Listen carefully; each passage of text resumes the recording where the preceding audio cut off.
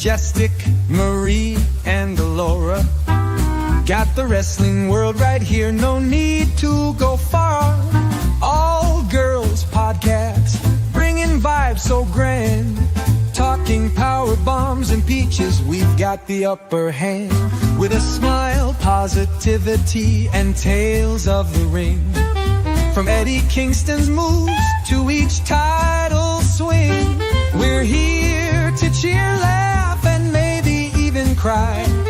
Join us on this ride, let's kiss that heel goodbye. Peaches and power bombs, let's start the show. Where legends come to dance and superstars glow. Listeners, come closer, hear the stories flow.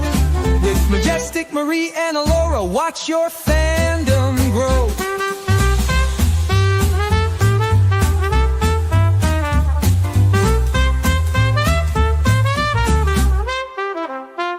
Every episode's a celebration, moments that we hold.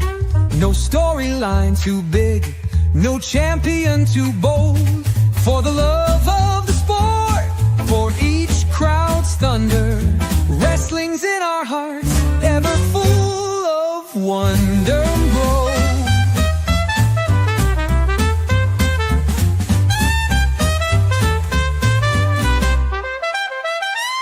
Every episode's a celebration, moments that we hold. No storyline too big, no champion too bold. For the love of the sport, for each crowd's thunder. Wrestling's in our hearts, ever full of wonder. So raise your signs high as we speak the truth of epic rivalries and glory of youth. From Eddie's grit to the Diva's reign. In every bout there's joy amidst the pain. Oh, peaches and power bombs, let's start the show. Where legends come to dance and superstars glow. Listeners, come closer, hear the stories flow. With Majestic, Marie, and Laura, watch your fandom grow. Watch your fandom grow.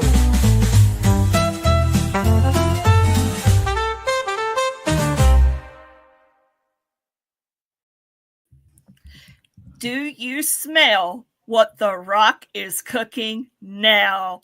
What's good, everybody? Welcome to Peaches and Power Bombs. I'm one of your hosts, Laura, and on my other side is Marie. And today we have a very special guest with us. I literally just found her on TikTok a few days ago, and I just love her content. And I was like, girl, you got to come on the show. This is Miss Lele. How are you? Hey, I'm doing awesome. How are you guys doing today? We're doing great. Good. So That's excited good. To have you on. Mm-hmm. Yeah, and this is an exciting time too. Like I'm catching y'all on the road to WrestleMania. So absolutely, and what a wild road we are on. If you want, just tell us and the Orchard a little bit about yourself, like how you got into wrestling, and about your TikTok a little bit, if you don't mind. Okay. Well, for everyone that is not familiar with my content, my name is Misha Lay. I am on TikTok and on Instagram at Lele4260. I am the first lady of the STR Straight Through the Ropes podcast. We're on every Wednesday on Facebook, YouTube, wherever you can stream. And then on Monday nights, Monday and Fridays, I'm a part of the 5-Star Podcast faction. And we're streaming PLEs and Mondays, Fridays, SmackDown Raw, and little content in between, and PLEs, of course. So I stay busy. I fell in love with wrestling though from my dad because we would watch wrestling, and he still watches wrestling to this day. WWE, AEW. I would sit beside him playing with my dolls when he would switch back and forth between WCW and WWE during the Monday Night Raw war. My grandparents on my mom's side also, like my grandma, she was the one that really made it cool for a woman to be into wrestling, because everybody else I know, they were men, but my grandma, she was just as gung-ho about matches and wrestlers and storylines than anybody I know. So Wrestling grandmas are the best too. They're hilarious. yes, and they don't take any crap either. Oh no. No. Absolutely not. My grandmother wasn't like, she's not like an avid wrestling fan, but she was in the 90s, because kind of everybody was, right? So like The Rock, she was crazy about The Rock, and she hated Triple H with a passion, because he always came up to The Rock, and it was a lot of fun to watch wrestling with her. Let's just put it that way. So I think we're some soul sisters, the three of us, because I think we pretty much have similar stories, watching it with our dad and, with our families growing up during the Attitude Era and the Monday Night Wars. So yeah, that's awesome. And the classic, oh, you're a girl, you just watch wrestling because of the guys. Whatever. It's well, like, don't you know, multitask? Even if that's the case, so what? Exactly. You still learn and pick up a lot of stuff along the way. So, hey. Mm-hmm. Oh, yeah. I was that one in high school, like, they would go to for the news and, oh, did you see what happened last night? It happens. So, before we truly get started, I'm going to jump over to the comments here. We got some peaches in the orchard, if you will. Sugar Shane, we were just telling Lele about you. Good evening. Yes, good evening. They did.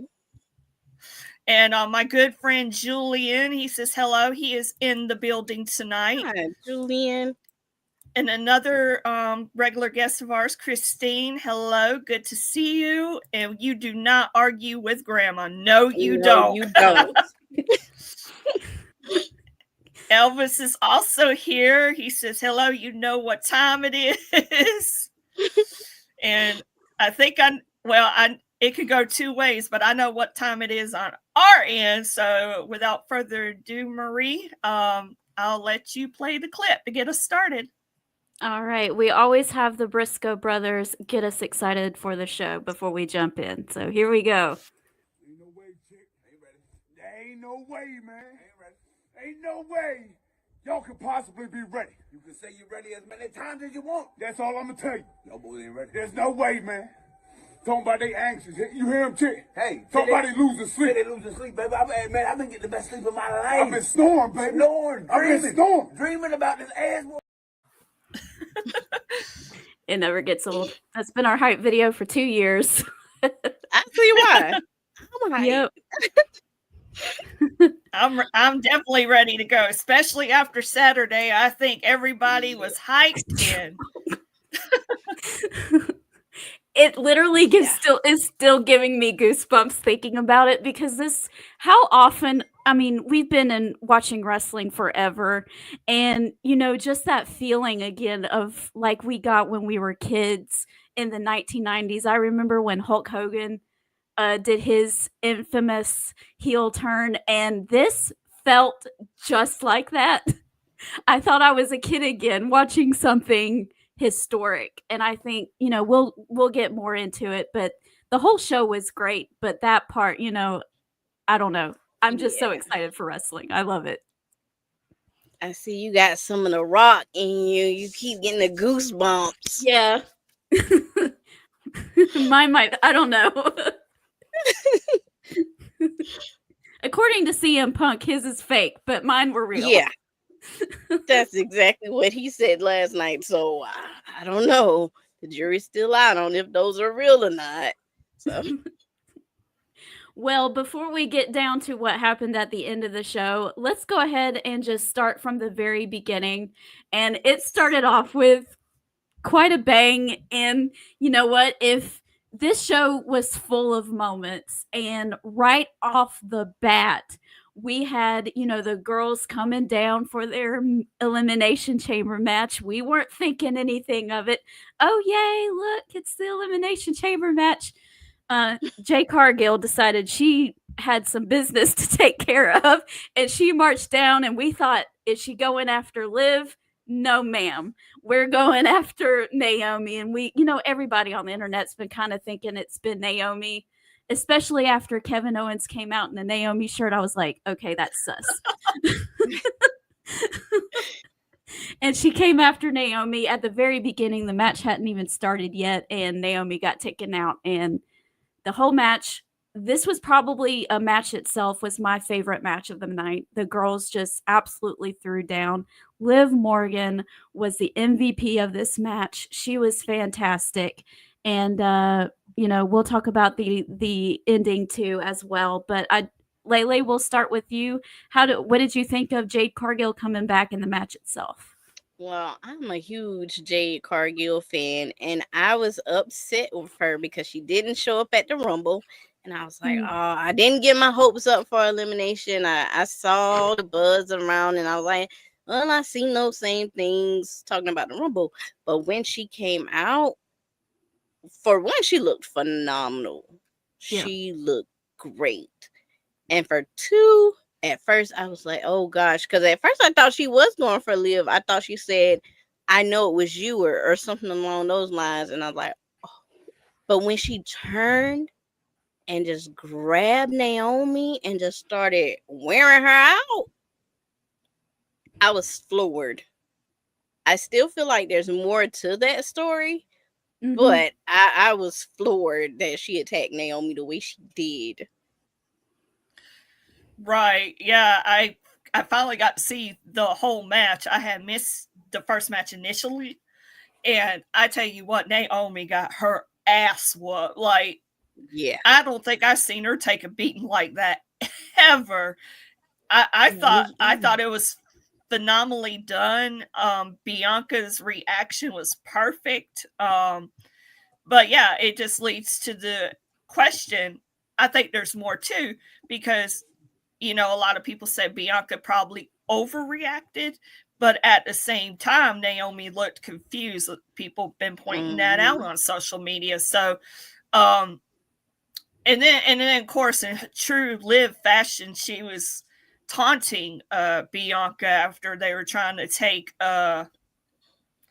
Naomi out. So Bianca got her back eventually, but that was a really that was a really, really hot start. And I thought that was a great idea for her to come out of the chamber, the pod first, because obviously she's got all this emotional turmoil going on.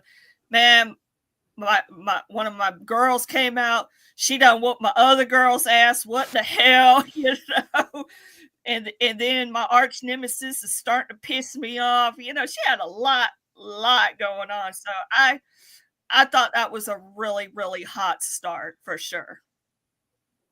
Yeah, it absolutely was. And some of the highlights of that match, especially with Bianca and Liv Morgan up on that top of the pod and her wailing her with her braid and that big giant gash across Liv's stomach, that was not for the faint of heart. Liv Morgan has some guts in order to take that, because I definitely couldn't. So all of them were great.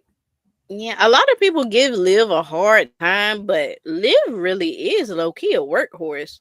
She is. Yeah. Think about it. She has no problem defending her title. I mean, I wouldn't either if I had Dom and Raquel helping me all the time, but she still does not mind getting in the ring.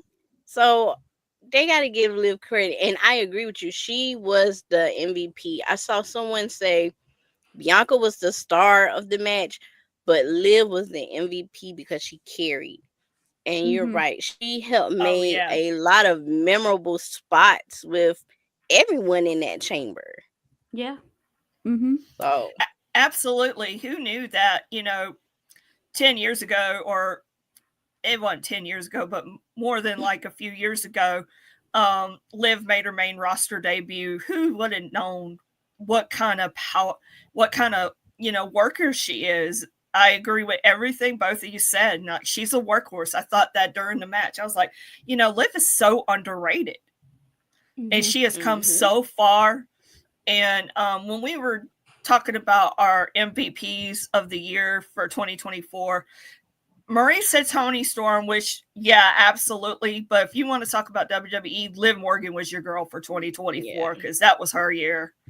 But yeah, the fighting with her, Bianca, and I think she posted a picture on Instagram the next day. Yeah, she was all bruised up. banged So up. yeah, battle scars. Yep.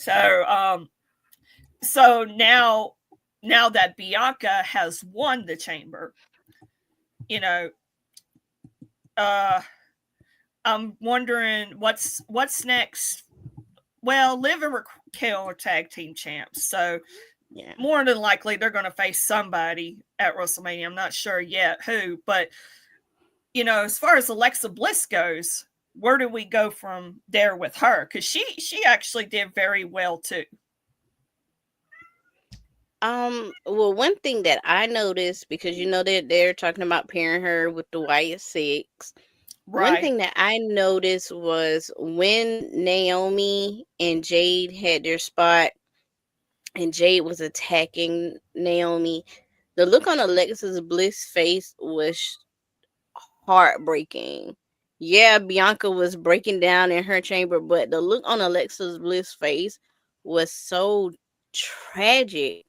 That's the best way to describe it. And I know the Wyatt Six pride themselves on being a voice to the voiceless and avenging those who were wronged. So I'm wondering if somewhere down the road, the Wyatt Six storyline and this Bianca, Jade, Naomi storyline meet. Right. Interesting. I haven't really thought about the fact, because I haven't gone back to see any of the footage, because I was doing a watch along on here, so I missed a lot of stuff. I didn't see the look on Naomi's face when Jade first started going in on her. So I didn't see the look of surprise and the shock on her. But I also have thought it's been a little weird that Bianca has just totally, after the Jade thing happened, she just kind of moved into a new phase. Like, she wasn't even worried about that. And it's kind of happening again with the Naomi and Jade thing. Like, she acts like she's bothered by it, but she doesn't really care about. You can tell it feels like she doesn't really care. Like, okay, Naomi's taking the rep for me. I'm going to go off to WrestleMania and do my thing, and that's where I'm going to. I that's out of the way. That's out of my way. So I want to do this. Maybe Bianca is not as innocent as I originally thought. Maybe she did have a hand in this. So wheels are turning. Gave narcissistic behavior because, like you said, she acts like she cares, but as a woman, if my friend is attacked and I see her for the first time and she attacks my other friend and they ask me about it, I'm not going to say, well, I have to sit them down and ask them both about it. But I'm trying to focus on, no, I don't even think I would have been able to stand there after winning the chamber. I would have went straight to the back to find out what's going on. Where's Naomi? Because she left in a neck brace. Where's Jade? Because what made you come out during the Elimination Chamber and act a fool? It's a disconnect. Well, and also I don't know if anyone heard the after promo by Rhea Ripley, where she kind of talks like she feels like she's been betrayed by Bianca because their dream in NXT was to face each other at WrestleMania, and that's what she wanted. And she feels like Bianca almost took that away from her by distracting Rhea Ripley there at the end of their match, and now Io Sky is the champion and not Rhea. So maybe that's another little piece to the puzzle. I watched that interview this morning, and from when it was so raw Mm-hmm. to have Rhea go through those emotions during the interview, saying, "Well, I messed up with Io Sky. I'm here by myself. Damien's gone. I lost my man. Liv took the Judgment Day from me. I'm isolated."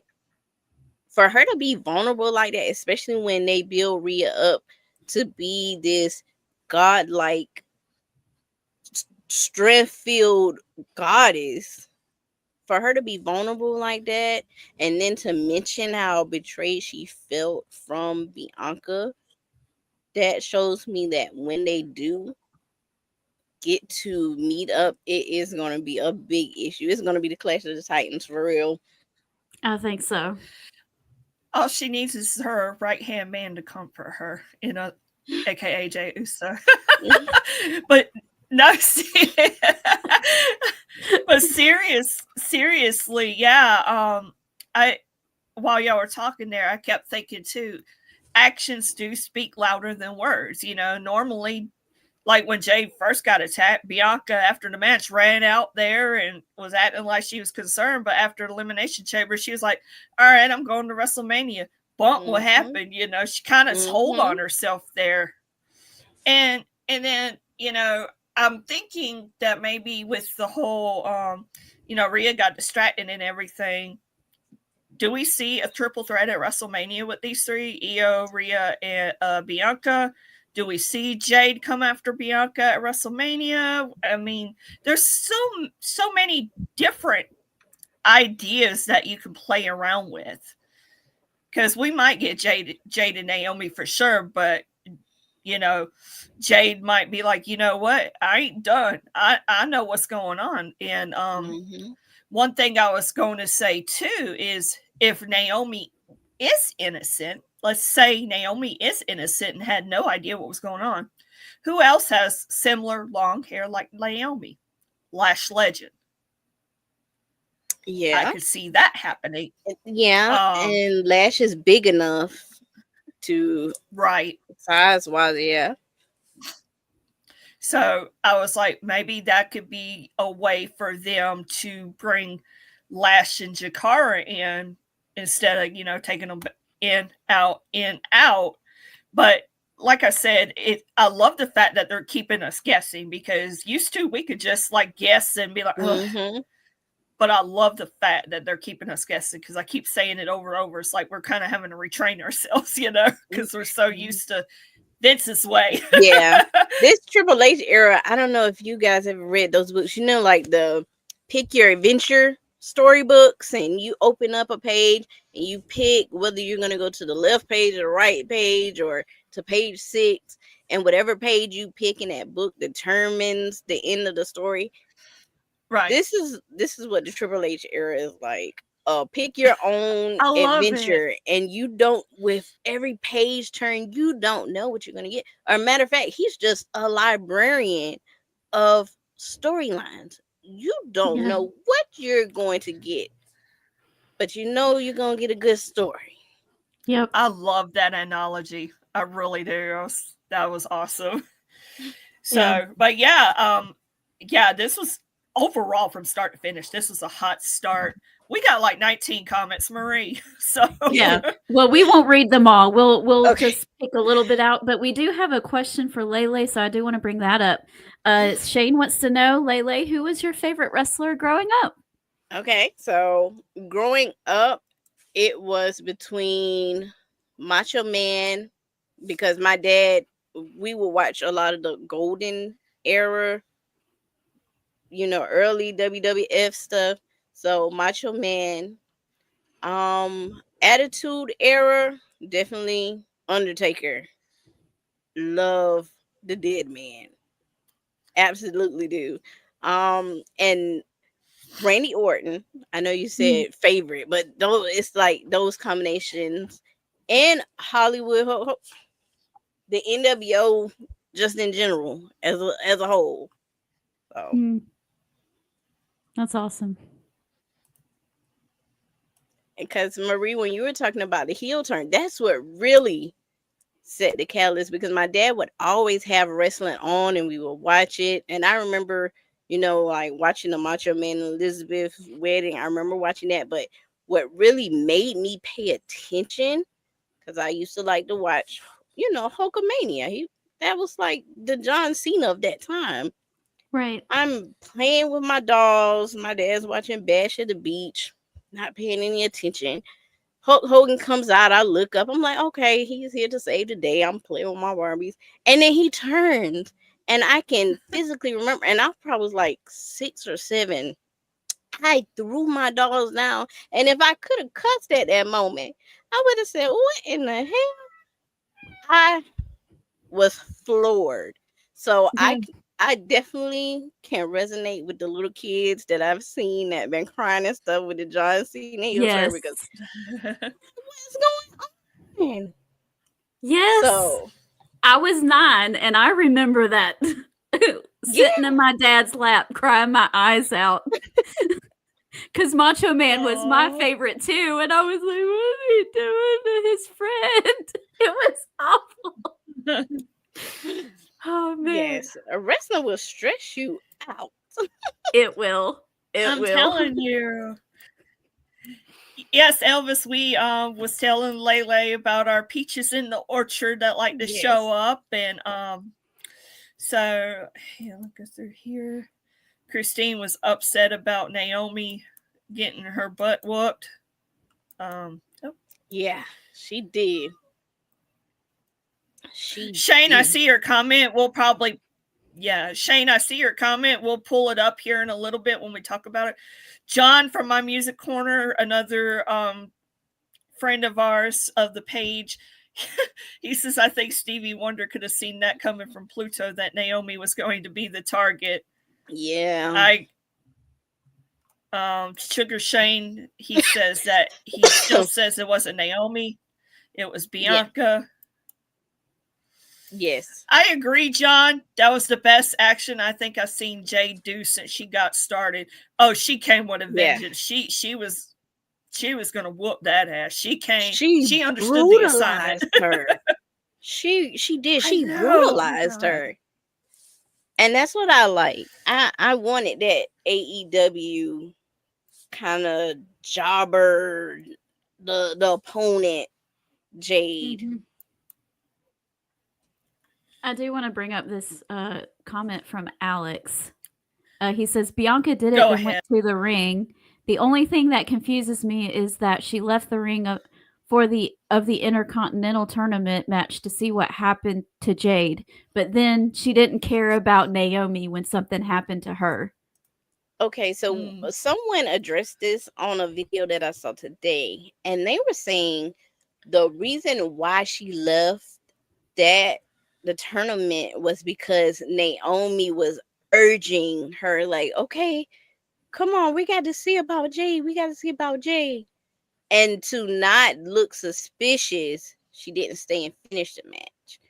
But with the Elimination Chamber, she stayed because she knew if she left, she would have gotten eliminated.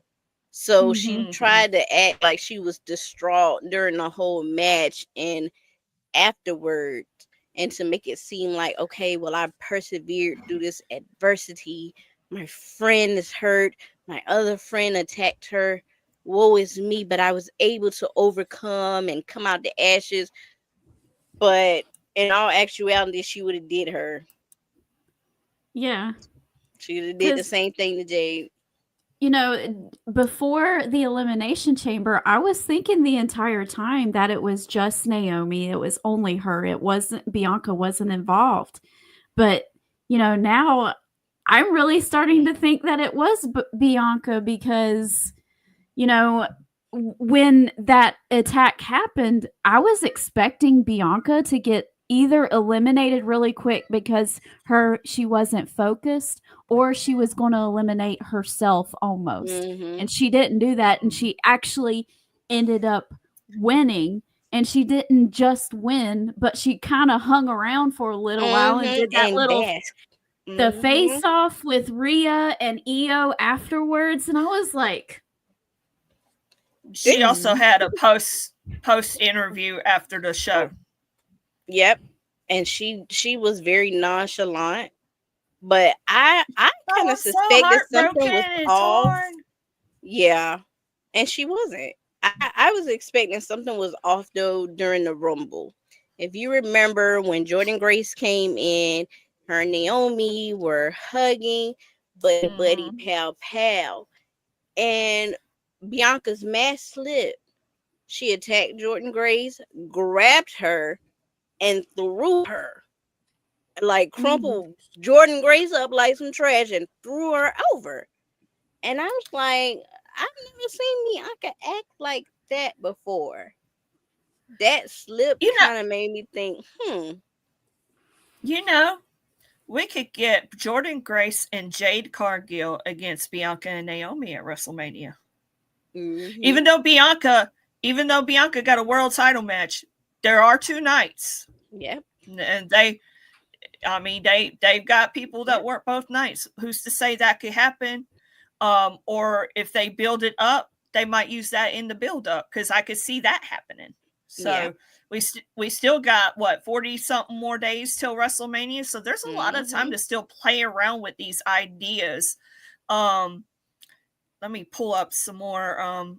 Rhea interview was good. I think the promo Charlotte did on her, calling her a kid. I think they're playing on that. Charlotte can just go. I'm so tired of Charlotte. She's good, but I'm tired of her. Bianca sees Io as lesser of 2 evils. I agree with that. Rhea being built back up to take the title from a heel Bianca will be amazing. Mm-hmm. It happened before the match, Christine. Yeah, Alex actually answered for us, and I didn't see that. Oh, we did talk about that, Sarah. Or, yeah. I was thinking there would be a 3-way with Bianca, Jade, and Naomi. It might happen that way. We still got plenty of time. And like you said, it's 2 nights, and Naomi could get upset, especially if Bianca left her out to dry with no explanation whatsoever. I can see that happening. Yeah, I like that actually. Yeah. And that was so Naomi fitting. might come back and cut a promo and be like, you know what? You didn't check on me once. Yeah.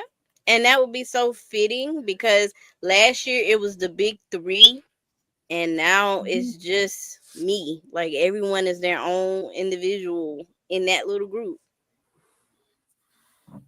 Yeah. Anything can happen at WrestleMania. Yes. Yeah. Anything. I think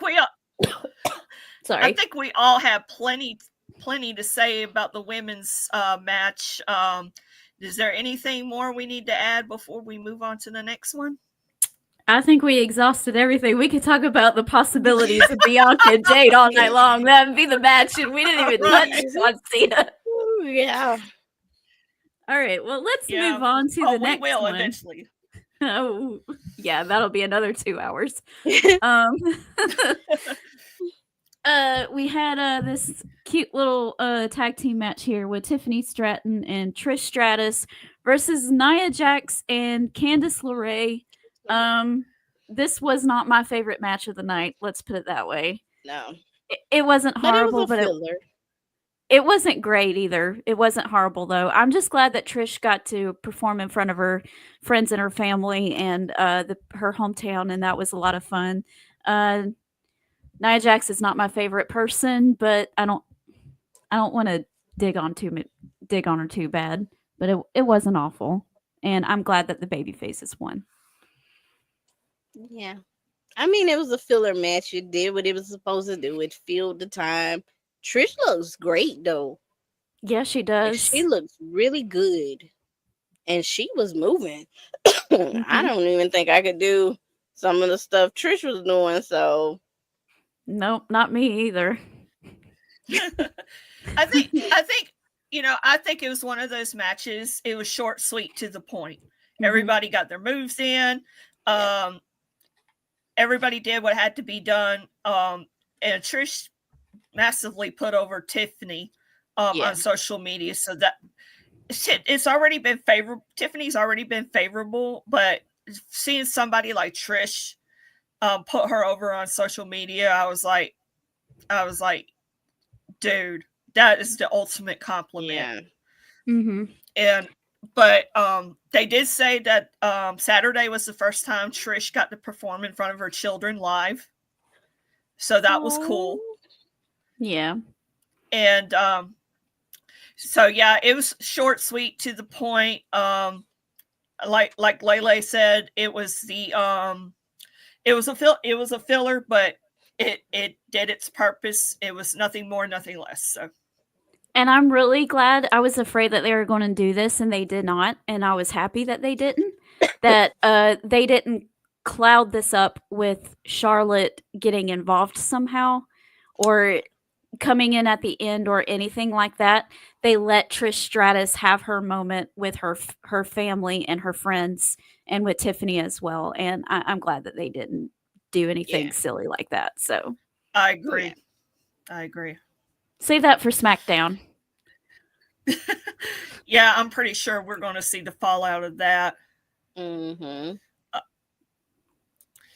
John says he thought the ladies' match was okay, but not special. He echoes the thought. Nia taking the fall was good for Tiffany. I agree. Sugar Shane says, I can't believe I'm saying this, but Tiffany Stratton will beat Charlotte at Mania. Oh, I would love that. Me too. See, we talked so much about the women's chamber. It was the complete opposite for this one, but there is not a bad match on this card. But if I had to pick the least favorite match, it would be this one. But it's nothing negative or anything. But no, yeah. But that just shows you how good the booking was for the Elimination Chamber. Right. Yep. Good stuff all the way around. Okay, now we're getting into a mess. Well, we've already been in a mess, but this is a bigger mess. We have the unsanctioned match between Kevin Owens and Sami Zayn, and my goodness, did they pummel each other. Yes. It was all over that arena, all around, upside down, in the middle. And it was beating great. Each other like they like that, like the mama beating somebody up for stealing something. Yep.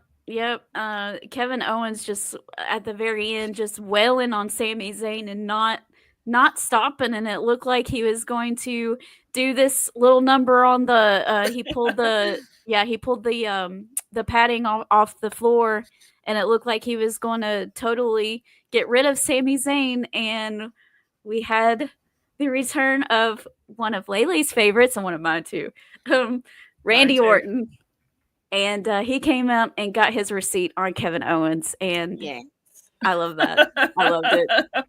I loved every second of it. They should have let him get the punt kick off, though. Yes. Right. That was the only issue I had with Randall's return. They should have let him do the punt kick. See, they're making you want it, though, Lele. So you're going to get it. We just have to be patient. I'll wait. I'll wait. I wanted it, though. Oh, yeah, I was, too. Well, do you want to say something to everybody? You've been talking. Mina likes Randy Orton. Oh, that's what it is. Yeah. Well, who doesn't like Randy, though? Even my mother likes Randy Orton, and she's not a wrestling fan. I don't know if y'all noticed, like about 2-3 minutes ago, but she saw a bug and was like jumping on the bed behind us here, and that's why I had to look around. Like, what you doing? She found a bug and ate it. I guess she wanted to tell us that. Oh, yeah, this was a hard hitting match, but anytime these two get in a ring together, you already know it's going to be something special. And they always talk about their story, the story with these guys, how close they are, and so it was. I thought it was good. I knew Randy was going to come back to avenge his attack. So we're definitely getting Randy and KO at WrestleMania. And Sami Zayn, though, I don't know what's next for him. I know he needs to heal because, Lord have mercy, I feel so bad for him. Yeah. But I will say, even with the brutality and it being an unsanctioned match, I thought it was going to be more color than what it Yeah. was. I thought it was going to be a lot more color, but I didn't really get that. And I was doing a watch along too, and we were talking about that barbed wire chair. Now, I did Mhm. like that. Yeah, that I was pretty like cool. that. It was I was pretty like, cool. who took their time and wrapped that chair? That person needs an MVP for that match. Yeah, that's the real MVP of that match. Whoever Right. wrapped that chair and that barbed wire, that's the Jimmy- MVP, and we thank you. Jimmy, the prop guy, gets her kudos. Yes. I do have to say, the next day, there's this little girl at my church, and she loves Sami Zayn. She loves Sami Zayn. And I went to her dad and I said, Did Morgan Riley see that match? And he goes, No, it was her bedtime before it came out. I was like, don't let her see that match. She's gonna cry. Oh. I was really worried about my little friend because her favorite got hurt. Man, he did. John said KO and Yeah. Sammy was his match of the night. He said the Ring of Honor Final Battle match in 2015 was even more brutal between those two. I believe that. I think I've seen that match before, and it was pretty wild. And that's another thing about the changes with Triple H is that they actually mentioned them in Ring of Honor on commentary. So I thought that was nice. Never. Oh no, no one else exists. Never. Not at all. And then they mentioned Chris Jericho when they were talking about the chamber. Yeah. He was like even shocked. Yeah. Our good friend Jamie, he's a friend of the show as well. Owens and Sammy never disappoint. Kudos for them calling out their history as El Generico and Kevin Steen. Yep. Yeah. Let's see. We got the Oprah moment with Randy. Yeah, we did. You get an RKO and you get an RKO and you get an RKO. And that's what I did not understand about the staff, because when I would have seen him RKO the first security guy, I'd have just went on to the back. Because if you're going to RKO him, I know you're going to RKO me. So I might as well just excuse myself now. Right. Don't walk into the trap. I'm getting paid minimum wage. That's not enough. Right. Sorry. I do not get paid enough to be here. Shane says, since we're talking about Randy, did y'all see the news about his wife having cancer? Oh, no, I didn't.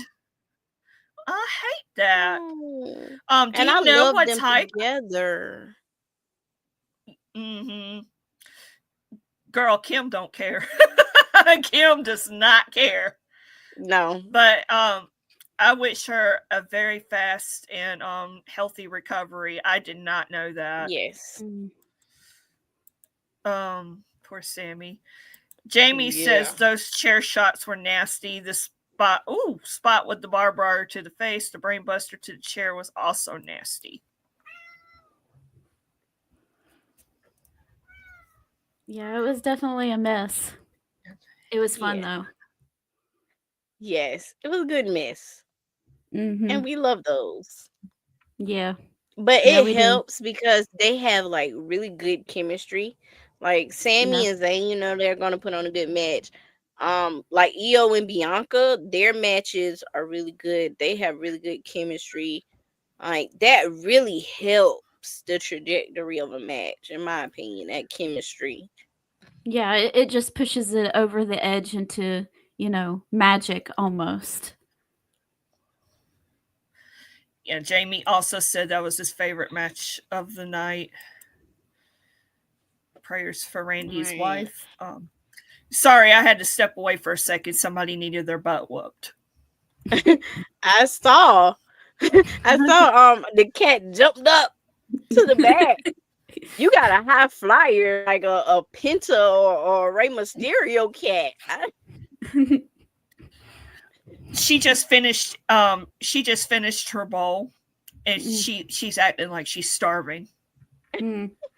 And she's not. Yeah, as y'all can tell, she's well fed and well taken care of. She's just being a brat. And then she just ate a bug. So now she's just being greedy. Yeah. Mm-hmm. Yes. Gato Libre over there. Oh, you can ask Marie. There's been plenty of times where I've had to take myself off and, play cat parent. Yeah. There's sometimes when she'll just walk across the camera in front of Alora and just be like walking back and forth. Like, oh, okay.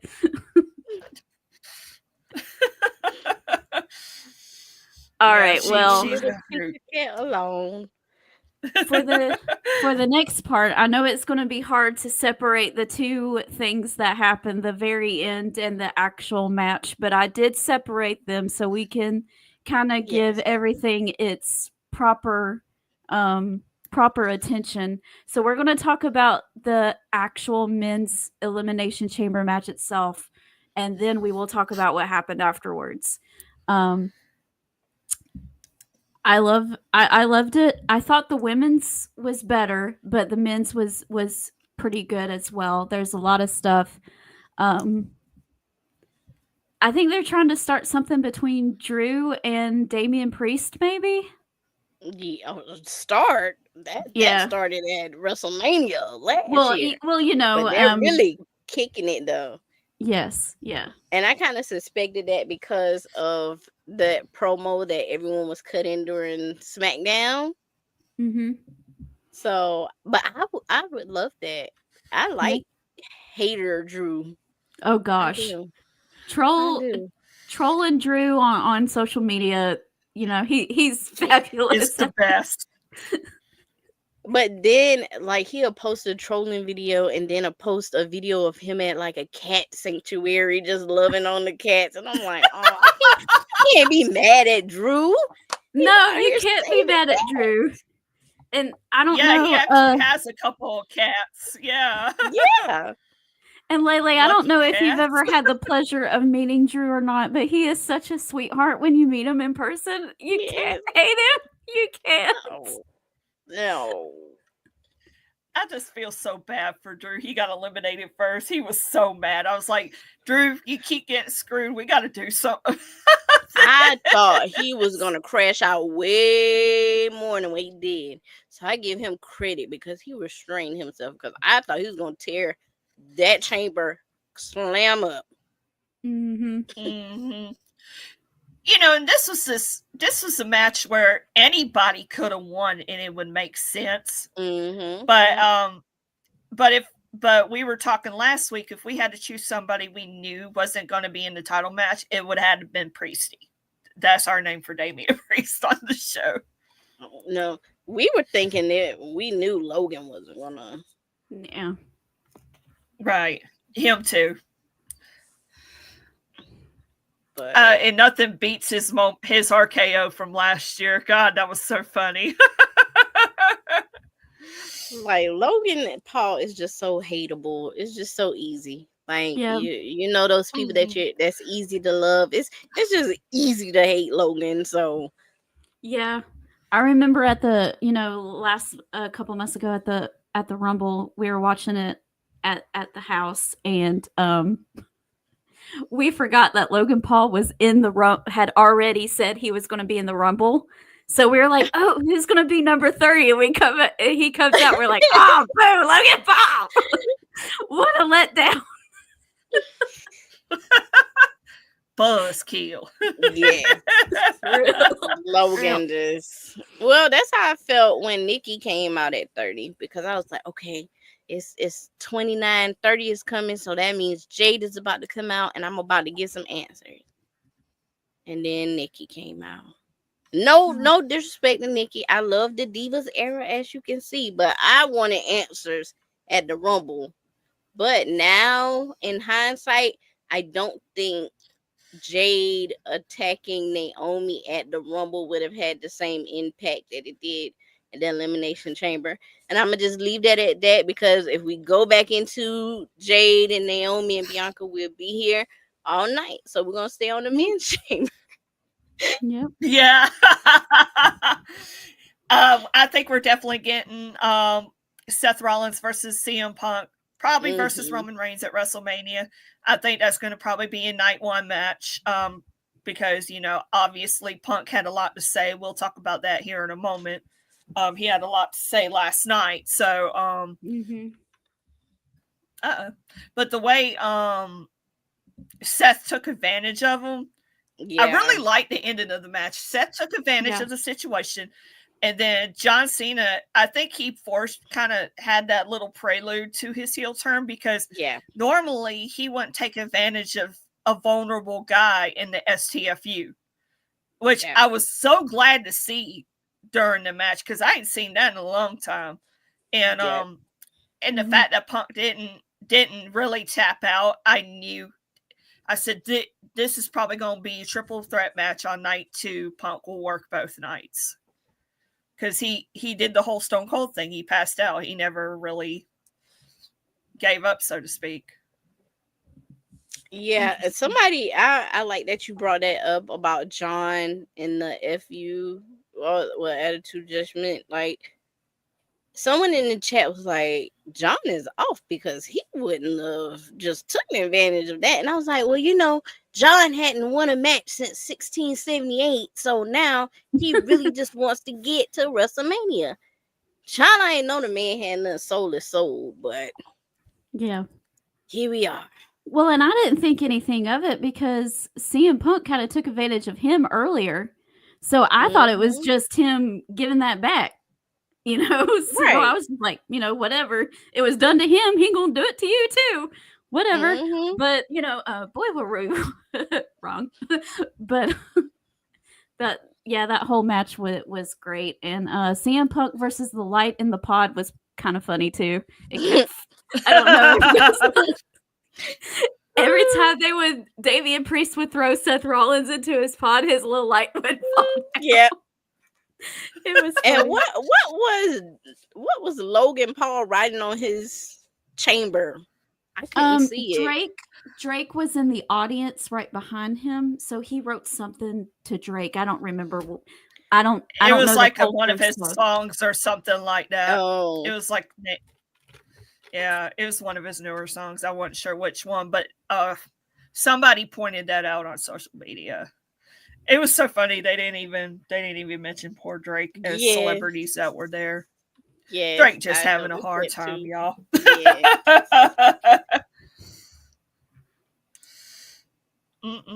But you know, I will say this. I wanted to mention this. Sometimes they don't always do that. Maybe they just don't want to. When I went to Hell in the Cell in 2012, T.I. was actually there. And it was the Miz versus Kofi, and people were like, "Oh, everybody was dead during that match." No, T.I. showed up, and everybody's like, you know. So, but sometimes people are there, and they don't want them to know for whatever reasons. Understandable. Yeah, because because Tiny was with him, and they had all them kids with them, so it was pretty cool, but. I was like, yeah, but we knew the reason why they didn't advertise Drake, but at the same time, I wanted to make that a point too. Yeah, him in Toronto not getting called is crazy, but I mean, they didn't want to risk it because he might have would have got some Shawn Michaels 97, 98 heat in right. Canada. I know. I was mentioning to Marie. I saw it online. I know they do it. I know they do it often, but I don't think right now was the best time to do the national anthem outside the United States. But I mean, it's it was kind of like. And Logan Paul that was awkward. That poor thing. Logan Paul was eating that up. And Pat too, but Logan, yes.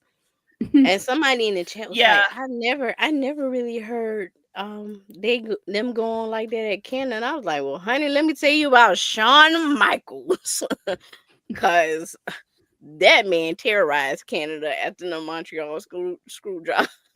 Yep. Yeah, He was public enemy even number before one. that Yeah. happened. Even before that, with True. Generation X and the Hart family, Yeah. the Canadian flag up his nose and stuff like Yeah, that. and doing the dance and all that. Shawn was a mess. Yeah. Yes. Lord, he didn't age well though, but he was so fine back then. Yes. Yes, he was. Yes. Speaking of messes, Sheena's calling Drew a mess. He is. That's what we love about him, though. And John says that Drew and Damien were eliminated before Punk even got involved. Yeah, I remember that. I was like, man. And Drew wanted him bad. Drew wanted him to come out that bar so bad. Lord, he could taste it. It was on the cusp of his lips. That's why he got to go hard on Damian Priest. Yeah, poor Priesty. Poor Priesty. I think he's going to lose at WrestleMania this year. Yeah. Oh, I see Bestie had made a comment. Yep. I brought it up a while ago. Oh, okay. Yeah, my phone was being stupid, so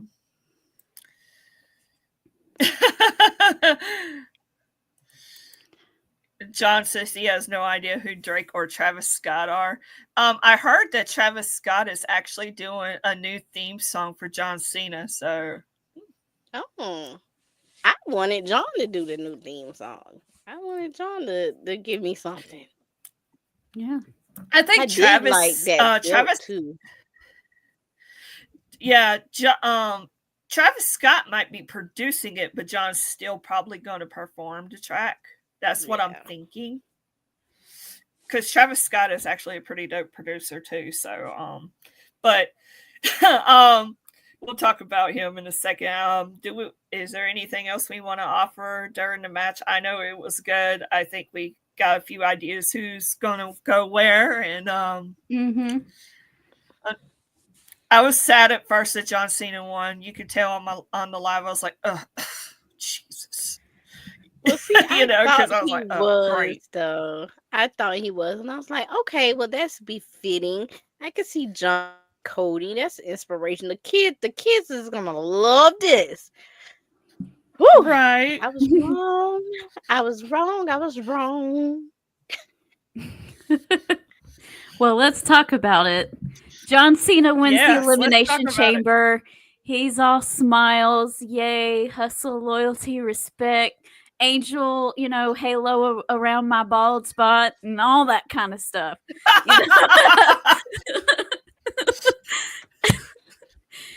They lift up the chamber and all that kind of stuff, and he's still celebrating. And out comes Cody Rhodes. We're gonna get a handshake and a hearty, happy.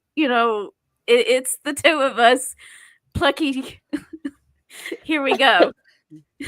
Hey, do you think the halo shined on John completely? Because he so needed the tan. Yeah. I was like, John is looking like Sheamus out there tonight. Right. I was not. He forgot to spray tan. But you know what? When you're not living right, that's what happens. Mm-hmm. When he sold his soul, it just sucked the color right out of him. Yeah. So we were getting the whole yay, going to WrestleMania, handshake, this is our main event, woohoo. And then The Rock and Travis Scott came out. Now Travis Scott, I understand you probably did the remix to The Rock or whatnot. You should have sat down after that. Yeah, he did a lot. He was excited. I heard that he's supposed to be like practicing to wrestle. I heard that he's been. I heard that too. A little bit. So I'll maybe be he just wanted how that goes. He don't show us. As long as he don't David Arquette it, maybe it won't be too bad. We're gonna see. Yeah. Well, he comes out, and The Rock is asking Cody for his answer. And Cody says, I want it Oh, all, yeah. Rock, but I sold my soul. My soul doesn't belong to me. It belongs to the ring, and it belongs to the people. And everybody's like, Amen, Cody. yay! You know? And, John Cena is in the background getting all excited because we think that John Cena hyping the is crowd still up. happy John Cena. And he comes in and gives Cody a hug. And then they zoom in on his face, and that smile turns upside down. And it was over from there. Yep. It was over from there. The Rock does the movement, and then before you know it, low blow, we get the turn of the century. Right. And you know what? I know you mentioned your church earlier, and so my mom, she doesn't really watch wrestling like that, but she's heavy in the church. And me and my dad and my sister, we're talking about the soul and this and that. And my mom was like, "What soul?" I was like, "Well, remember when Jesus was out in the desert and Satan came and told him, if you bow and I give you the world." That's basically what's going on tonight at the Elimination Chamber. We're gonna see if Cody gonna bow. And she was like, "Oh, I get it now." So, and That's funny. that's exactly how it's playing out. But I did not expect for John. And at first, now that I go back, because I was able to go back, and when you're doing a watch along, I agree. Sometimes you do kind of miss key points because things are going so fast and you're trying to interact with the chat and all this. So now going back, what I thought was sheer excitement was just him playing a part. Yeah. Like, and if you get a chance, go back to when Cody was like, "I already gave my soul." John Cena's face dropped. Like, there's I done sold my soul. There's no way. But once he said, "You know what? If you Rock," Mm-hmm. he was like, "Oh yeah, it's on now." Yeah. It was something else. Yeah. I've always, wondered and, thought about it theoretically. What would happen if John Cena ever turned heel? I never thought that they would actually do it. Do it. And I got a lot of comments, later on saying that it was 20 years too late. And I don't really think that because, well, yes, there are kids nowadays who love John Cena. My 12-year-old nephew is one of them. And, that's true. But the majority of kids who viewed John Cena as their hero are like in college now. They like 22, These kids nowadays, Cody Rhodes and Jey Uso are their heroes. So their hero got beat up. So it's kind of like perfect. us though. It's kind of like us though. We didn't grow up in the golden era with Hogan, and we had our respected superstars at the time, but he made such an impact just like John Cena did. We were aware of him, what he stood for, yeah, and what that heel turn meant. And it's the same with John. Like a lot of the little kids know they didn't grow up with Thugonomics John Cena or the Marine John Cena, but if they watch wrestling for any amount of time, they're familiar with John Cena. They know what he stands for. They know it's hustle, loyalty, and respect. Right. When you go to the shows, even if John Cena, sorry, even if John Cena isn't on the ticket at all, you're gonna see a kid dressed like John Cena. Well, I agree with that, and like I said, my 12-year-old nephew, didn't grow up in all that either, and he loves John Cena. But back then, there was no really. He was it. Yeah. He was the hero. So if he would have turned heel back then, Mhm. there wouldn't have been a hero to rise up out of Yeah. the ranks and take that spot to face John Cena to save WWE, whatever you want to, in a little kid's mind. We had those heroes to do that against Hogan and Sting Mhm. and, Diamond Dallas Yeah. Page. And, they didn't have that back then at first. No. So now with Cody Rhodes, we have that hero to face, John Cena sold out. So, it was actually, this was the perfect time. Yes, I totally agree. It was. And I guess that's how Alora saw my content, I think, because afterwards I made a video and I was like, well, if your kid is upset about John Cena, it's okay. Because Yeah. I'm gonna start sending Jacob Fatu out. Ooh. Yeah, that was a good one. And Yeah. a lot of people like, but seriously though, Jacob Fatu is really a big teddy bear. He's really a sweetheart. Like outside of He looks his like it. craziness on SmackDown, he really is. I'm sorry, my hotspot gave out on me. I guess we're just talking about the impact of the epic heel turn, like you said, literally the heel turn of the century, because now we're in a different, we're in Yeah. 2025, and Hogan happened in 1996. So, I made a video on TikTok too, because, a lot of people, and with good reason, are comparing John Cena's heel turn to Hulk Hogan's, Yeah. and I still think Hulk Hogan's heel turn is the greatest ever, because, Hulk Hogan was really that big household name. Everybody knew who he was. And when that happened, there was no social media back then. There was Yeah. there wasn't as near many dirt sheets. Like, you really didn't see it coming, and it created like a ripple effect. With John's, we have social media, but the fact that nobody really saw this coming, like the way it did, and Yeah. nobody predicted it in a world where we kind of almost know what's going on and stuff.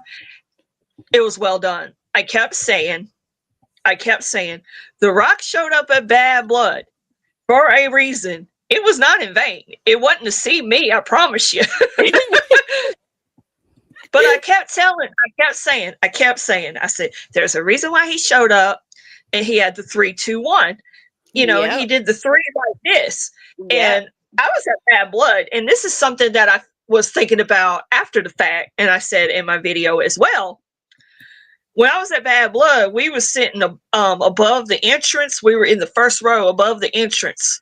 So we couldn't, when The Rock came out, we really couldn't see him. I can't speak for anybody else in the arena, but I couldn't see him. So when he was doing the 3, you noticed this wasn't in the camera shot. But he Because does if this was that all in the the time. camera shot, He does yeah, that all if the this was time. in the camera shot, everybody would have known. Everybody, people would have figured it out. So the fact that he probably stayed behind as to people not seeing that was really clever. But with The Rock, he counts like that all the time. If you go back and watch all of his stuff in the Attitude Era, he would count like that. I'm going to beat you 1, 2, and then he would go like that 3. He does that all the time, so I didn't think anything of it. It still could have been a precursor, so but it's kind of like a double meaning almost. So he kind of, I think it was a double meaning, and yeah, that was still good though. So my next question now would be, okay, he did the 3, and then before John did the turn, he did the 2. So that it seems to me that there was 3, 1 down, 2 to go. There's a third guy. I haven't figured out who the next person is, but that 1 is for Roman. I think we're getting that next year at WrestleMania. Yeah. But I haven't figured out the 2 down, who's going to be the next guy before he gets to Roman. I haven't quite figured that out yet. So, and dealing with Paul, we won't know. Because Paul, now, right. that is one thing I do admire about this era. Like you said, the dirt sheets didn't talk about it. Some people might say, "Oh, it'd have been cool. It'd be cool if John turned heel," but nobody knew anything. I mean, they were whispers about Jade, whispers about Randy, but this, no. Well, they were really smart because when they put out the card to the media, you know, when the media gets a hold of the card before the match happens, it was actually listed that Cody and The Rock were going to be in the middle of the show, in between the tag team match and the unsanctioned match. That's actually where it was listed. So they purposefully did that to keep people from guessing what's going to happen. You know, Triple H knows. He knows that. Paul. But you know why? Because Paul was a wrestler. Yep. Paul was there when the dirt sheet started coming on the internet. Because when you think about it, DX and his reign going into being the cerebral assassin, being the game, that was when dirt sheets were starting out and getting to its peak. Yep. So he knows the game, no pun intended, of how this works, how people scout things out, how people release like shot sheets and things like that on the internet. So I'm telling you, Paul, that thing is slick. He literally is the student of the business. Like, you know, I think, you know, I know a lot of us hated him when in the early 2000s because he got married to Stephanie or whatnot, but he has really, really proven himself, and he could have just easily said F it and went on about his business or what, lived happily ever after. But he, you know, him and Shawn Michaels both right now, they're giving back. They're in that place in their life. They're giving back. You see it with Shawn Michaels in NXT. He is absolutely cooking in NXT. And then Triple H, you know, when the whole thing with Vince happened, he was ready to go, you know, because he already had his feet wet with NXT. And then, you know, it was like once all that happened, it was just like he just slid right on in. And you noticed an immediate difference. Immediate. Because I tell you what, you know, I'm so glad Roman had the whole tribal chief thing, and you could tell back then who had creative control and who didn't. I was so glad they let him and Paul Heyman work together and have creative control, because the Roman 10 years ago that Vince was trying to run, it was like you were trying to put him in the ground. Like what CM Punk did last night, pissed off all around, you know, going on and off and, you know, ready to fight. That should have been Roman 10 years ago when he lost his first championship at Survivor Series to Sheamus. I had been said that, but y'all had him coming out here laughing. You don't do that. It might work with somebody like Otis, but it ain't going to work with somebody like Roman, who you trying to portray as your next star. They were sabotaging him for so long. So I'm kind of glad to see that we're not seeing that now. I was just trying to make a point.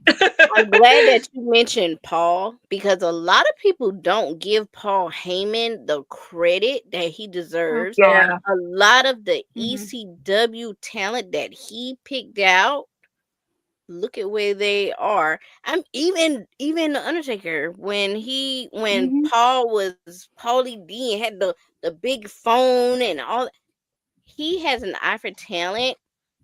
He also has an eye for storylines and building up wrestlers. If you're a Paul Heyman guy, you're automatically stamped. Look at CM Punk. Look at Brock Lesnar. Look at Roman, and that change from making promos talking about suffering succotash to now he is the tribal chief and God mode himself. Paul Heyman has a lot to do with that, and I was so excited when he was entered into the Hall of Fame.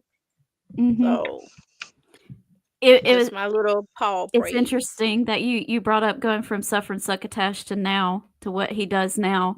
Alora and I both are out of Georgia, so I'm right outside of Atlanta. My husband's best friend from high school went to Georgia Tech, and he was the the sports equipment manager the same time that Roman was playing football. So he knows Roman pretty well from back then. And I was telling him about back in when he turned heel with Paul Heyman and stuff. I was telling him about all of this stuff, and he goes, "Yeah, that sounds like Joe. He's way more snarky than what they were portraying him before." I was like, "Who's that? That ain't Joe."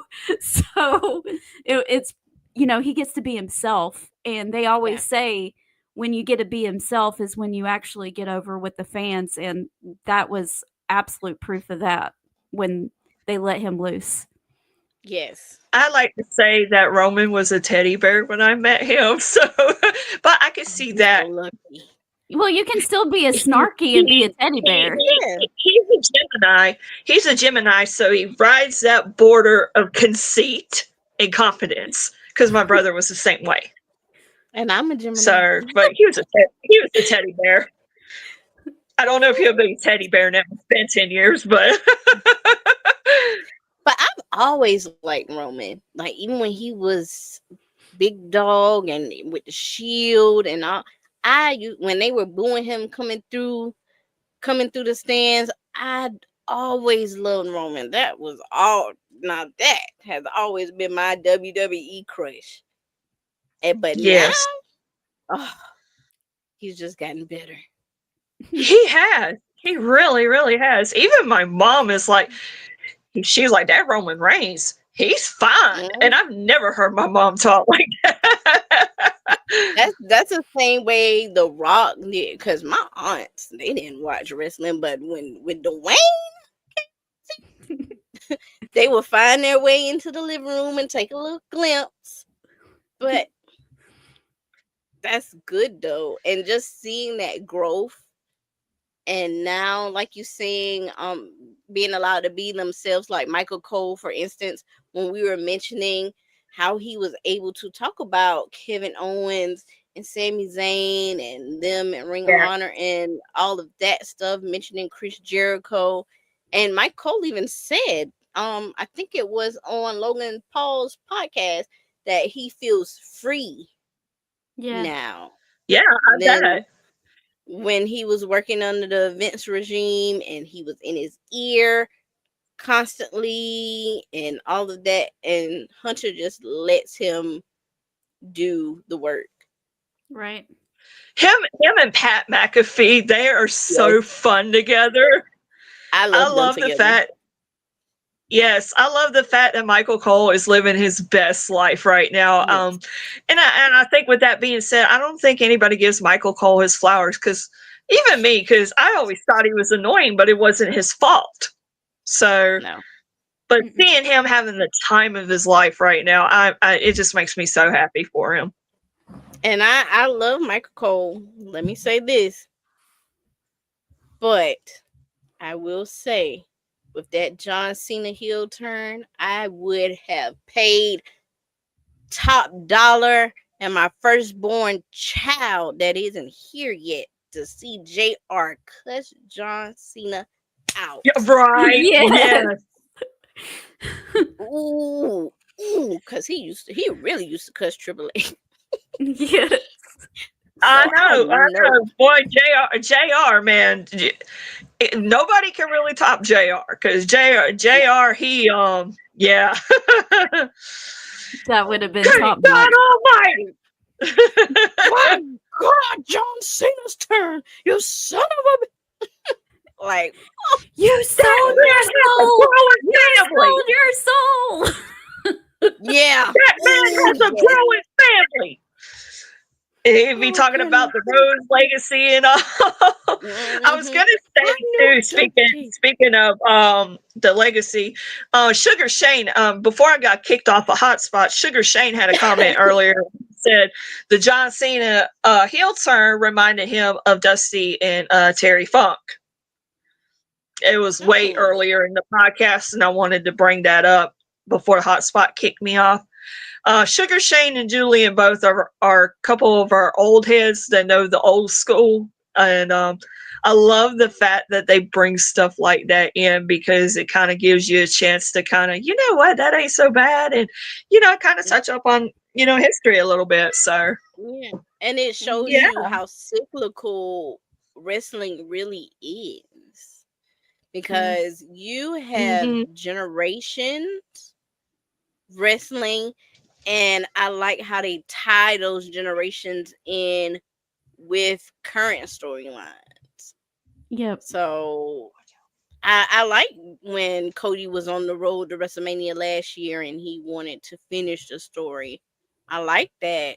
I Yeah. like when Roman became the tribal chief and the Wild Samoans came now and officially crowned him tribal chief and gave him the Ulafala and did the whole.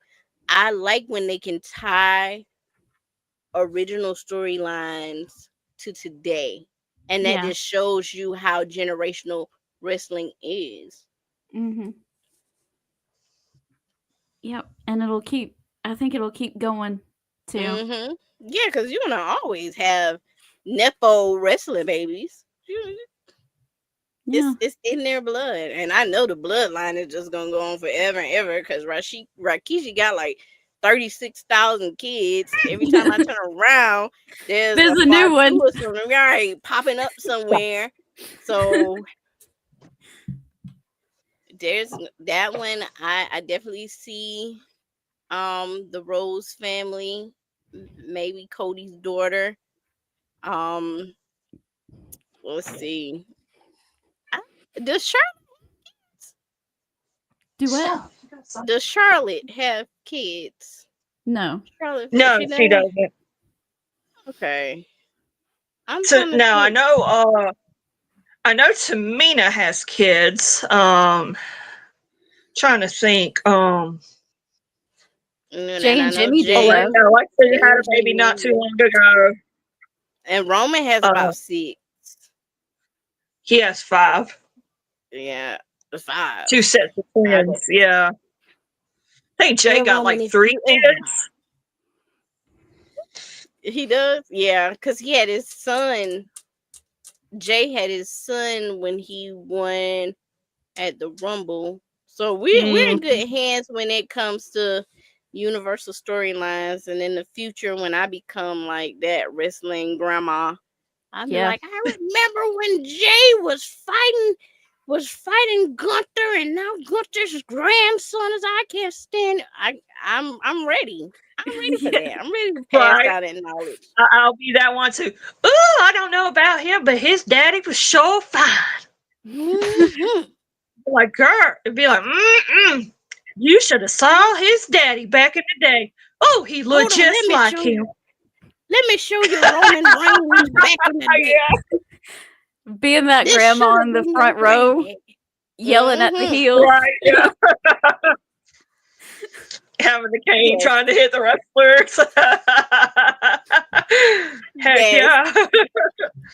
Well, I a used while to back. I don't know if you've ever heard of NWA Wildside Lele. That happened back in the early to mid 2000s. AJ Styles got his start there and things like that. I used to go, and there used to be this guy who would come out, and he was a heel, and he always said that everybody in the audience stank, so he would spray cologne everywhere. This old lady came with a bottle of Febreze and sprayed him back. But see, and that's what I love about like when my grandparents would tell me stories about wrestlers that would get stabbed at promotions and all kind of craziness. Yeah.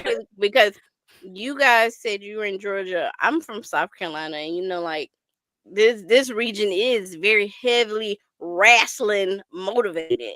So Yeah, and like my granddad, he had I don't even know if Ric Flair knows, but him and my granddaddy had a beef.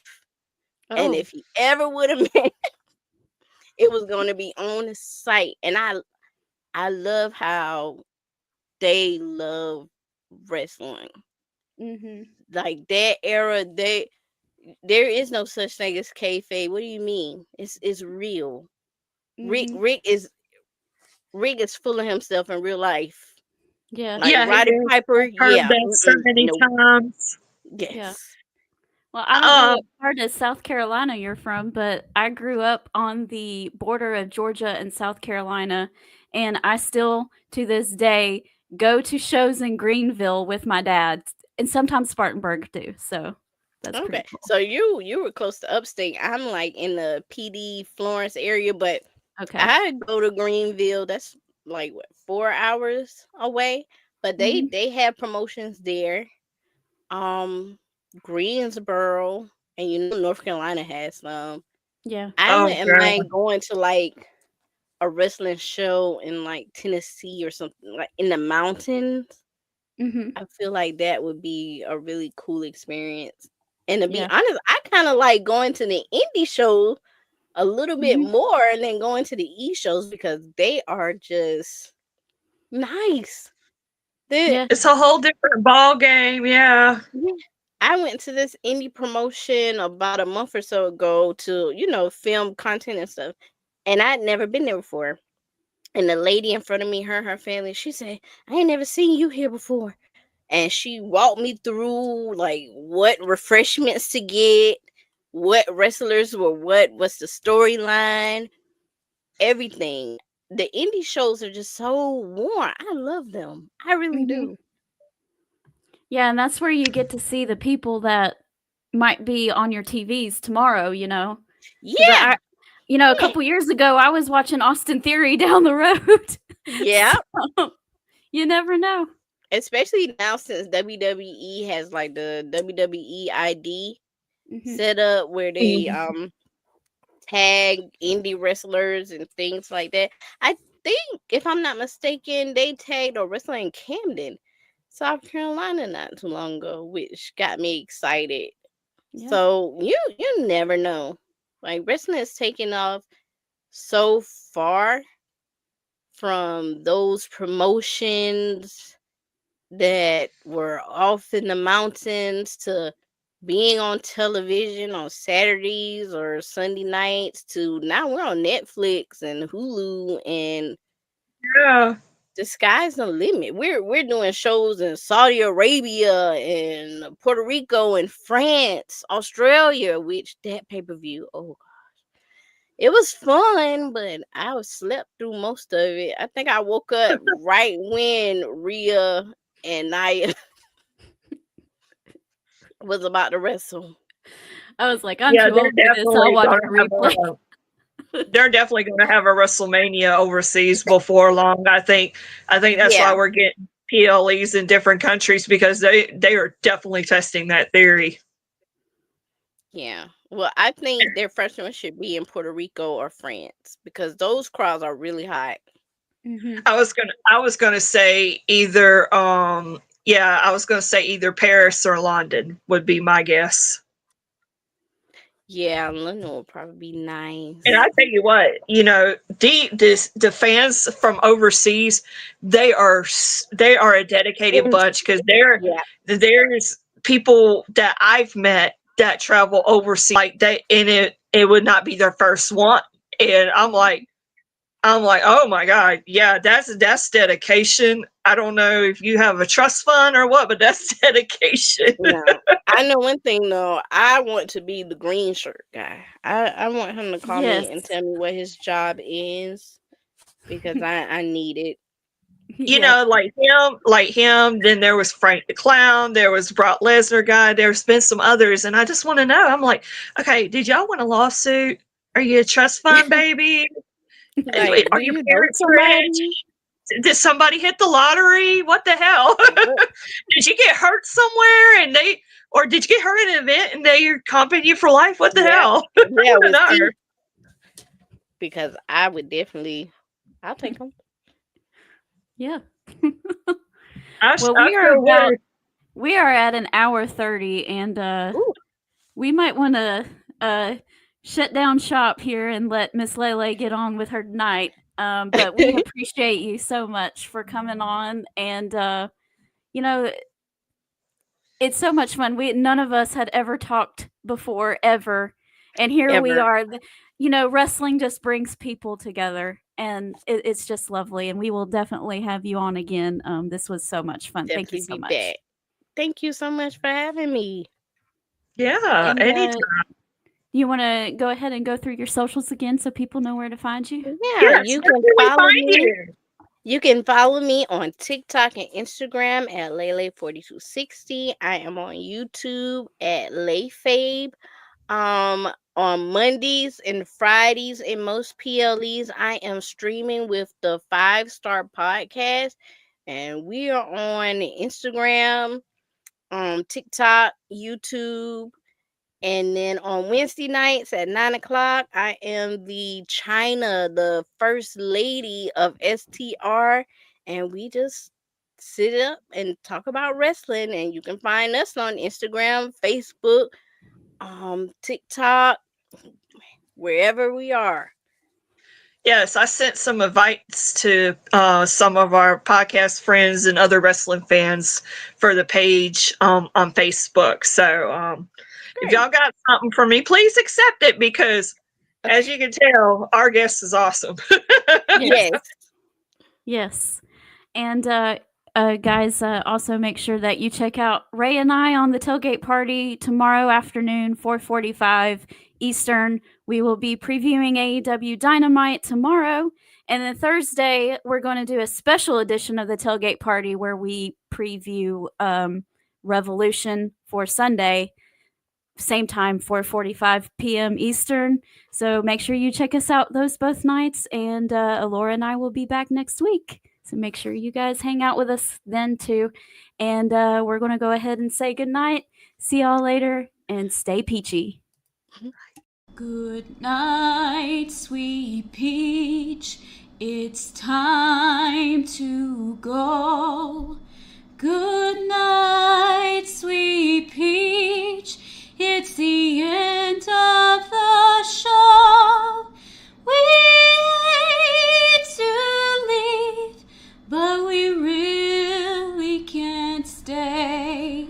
So good night, sweet peach. Good night.